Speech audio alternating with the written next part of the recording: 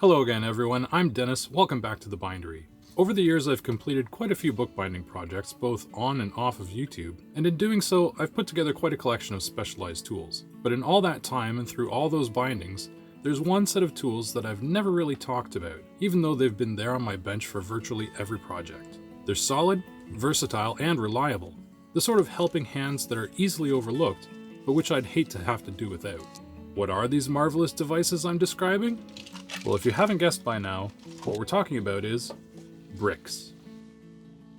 So I went back through my Instagram timeline and discovered that I first added these two bricks to my toolkit way back in 2019, just about the time that I joined YouTube. They've served me well over the years, and towards the end of the video I'll share all of my favorite ways that I put them to use. But right now they're looking a little bit worse for wear, and what's more, there's a couple of things about them that have really started to bother me, so I think we should deal with those first. As you can see, the wrapper on this brick has become pretty scuffed and dirty, and here on the corners it's gotten really soft because there's nothing underneath to support the paper where the brick is chipped.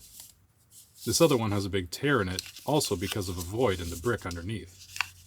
At some point I put some packing tape on these as a stopgap, but I think it's high time I gave these bricks an overhaul. If you're considering adding a pair of bricks to your toolbox, and I definitely recommend that you do, there's a couple of things to consider. While any old bricks will work great as paperweights, there are a few things to look out for if you want to get the most out of these versatile items. Salvaged bricks that are broken or covered in old mortar should be given a pass, as they won't sit flat on your table and they could damage whatever you're working on. Likewise, many paving or landscaping bricks are contoured, which for us limits their usefulness. Even nice square pavers like this one can have these little ridges, which are good for keeping a nice pattern on your driveway, but are less useful for bookbinding. What you want to try to find are nice rectangular builder's bricks, ideally without holes, bumps, or strong textures. If you can get a pair of identical bricks, that's even better, and I'll explain why a bit later. As you can see here, my original bricks don't quite rise to the ideal standards that I've just set. They have this depression on one side, which I want to deal with. To do that, I went outside to mix up a little bit of cement. I mixed it up pretty thin to help fill in all the voids, and totally not because I didn't read the instructions. Anyway, don't judge me here, I'm not a bricklayer. My goal was to just fill in this space to create a smooth surface. I also used a little bit of the mortar to try to fix up the broken corners. I'll let that dry and there you go. The problem with the voids under the wrapping is solved. Let me open up this other brick a little more carefully to show you the other problem I've discovered.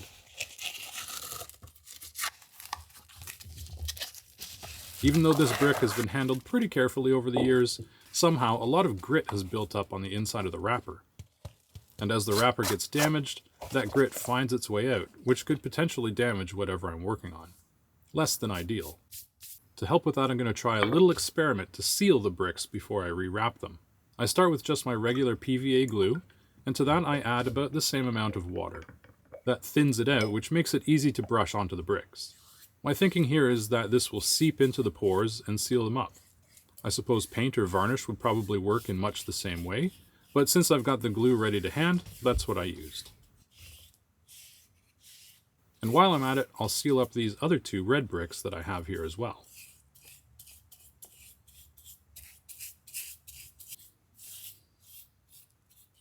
When dry, the glue coating isn't sticky and it's got a slightly glossy feel, almost plastic.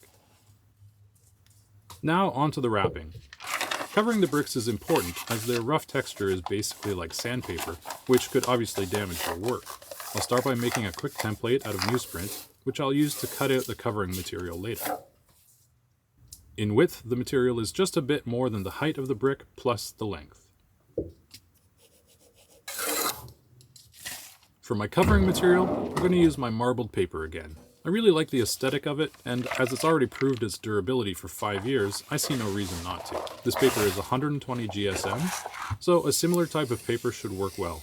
Book cloth would be another good choice, or any flexible and durable material that won't mar your work. Wrapping the brick is pretty similar to a standard gift wrap, the difference being that I'm going to use glue instead of tape to seal it. I want it to overlap fully on one side to give me plenty of glue surface area, and to make it easy to hide the seam. I position the bricks centered on the paper left to right, then bring up the top and bottom.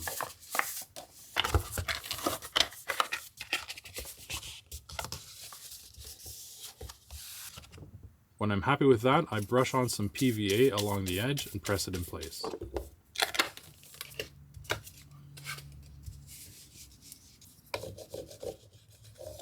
My other naked brick will hold that down for a few minutes before I move on to the ends. To close those up, I first fold in the sides, which creates 45-degree folds at the corners.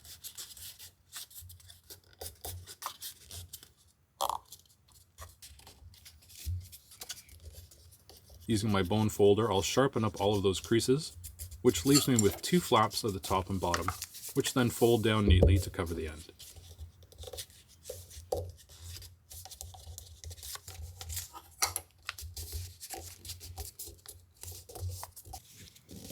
I'll then repeat that at the other end before moving on to gluing it all together.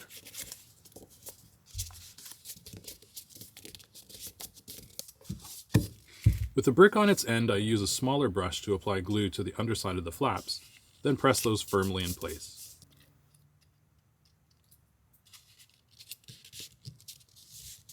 I can then flip the brick over to glue up the other end. The weight of the brick itself will hold the lower portion together while the glue dries, while my naked brick will do the same thing here on the top.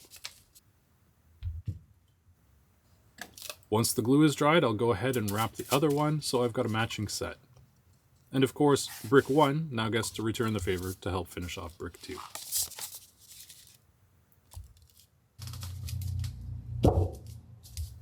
Having a matching pair of bricks rather than just one is what really makes these into a multifunctional tool set rather than just a heavy lump for sitting on things. They're so handy, in fact, that I made up another set while I was waiting for the glue to dry on the first one. These ones are slightly larger and heavier than my original pair, coming in at almost 6 pounds each, but to make them easy to tell apart, I used a totally different colored wrapping paper on this set. I think they'll make a great addition to the bindery. So with those done, let me show you some of the ways I like to put these bricks to use. A lot of bookbinding is just watching glue dry, often under some pressure. A book press is what most people think of first in this regard. In many cases, bricks are a better choice. They're handy for a wide variety of bookbinding tasks like gluing down paste downs, applying cover materials, pressing signatures, or dealing with small parts or odd-shaped books like my Dune rebinding. For a significant portion of gluing operations, a brick or two is more than enough pressure to get the job done. But letting glue dry isn't the only way to make use of these gravity-powered tools. Here are 9 more ways that I like to put bricks to use in the bindery. Bricks can be a great help in those moments when you could really use a third hand. Unruly materials like book cloth or tightly rolled paper can be hard to manage. A brick or two on the corners will tame them, which lets you focus on your task. Templates are a good way to handle repetitive work, but if they shift around in use, it pretty much defeats their purpose. Taping the template down is one option, but that's a consumable material that just winds up in the bin, and what's more, it could mar your work. A handy brick can be a better option. It takes no time at all to position, and holds the template firmly while you work around it. No tape required. Paper cutters are useful tools in the bindery, but many lack any sort of guide or stop that would allow you to make multiple identical cuts. We can solve that by using a straight edge like this scrap of bookboard and a brick. Position the board where you need it, then place a brick on top. You can then easily and accurately align your material in exactly the same spot time and time again, ensuring consistent results. If you work with round-handled tools or materials in rolls, it's just a matter of time until something inevitably rolls off of your bench. Before that happens, take a moment to strategically position a brick or two as a temporary wall. Your sanity will thank you.